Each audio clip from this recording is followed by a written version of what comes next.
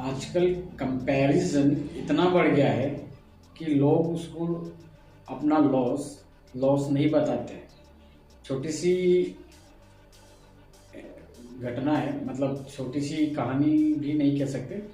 मैं एक दुकान पे गया था, तो वहाँ पे मैं कुछ सामान ले रहा था, तो कोई सेल्समैन था, डिस्ट्रीब्यूटर, उस दुकान पे माल देने आया हुआ था।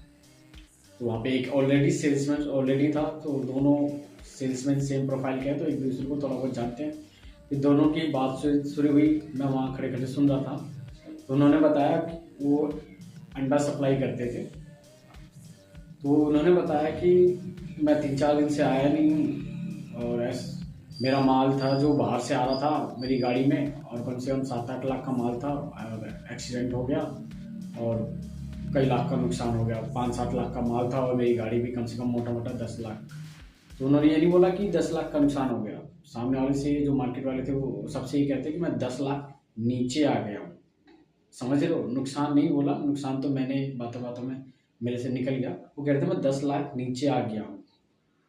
मतलब कंपैरिजन देख रहे हो आप, नुकसान नहीं है, किसी से कंपैरिजन था, मैं 10 लाख अब नीचे आ गया हूँ। फिर जिससे वो बात कर रहे थे, सामने वाले सेल्समैन से, उनके साथ भी 2-3 साल पहले ऐसी घटना हुई थी। तो उन्होंने ही बताया, सही कह रहे हो भाई साहब, 3 साल पहले भी मेरा नुकसान 20 लाख का हुआ था, और बहुत बड़ा नुकसान था। 20 लाख रुपए में नीचे आ गया था, और उसको अभी तक मैं प्रॉपर रिकवर नहीं कर पाया हूँ।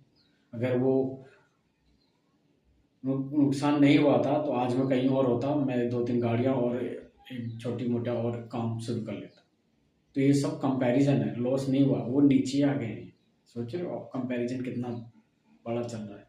लॉस बताते ही नहीं है। 5 लाख नीचे आ गया हूँ, 15 लाख नीचे आ गया हूँ, ये कंपैरिजन नहीं है तो क्या है। लॉस नहीं बोल रहे, वो कंपैरिजन होगा उनका दिमाग में, किसी रिश्तेदार के साथ या किसी दुकानदार या किसी बिजनेसमैन के साथ।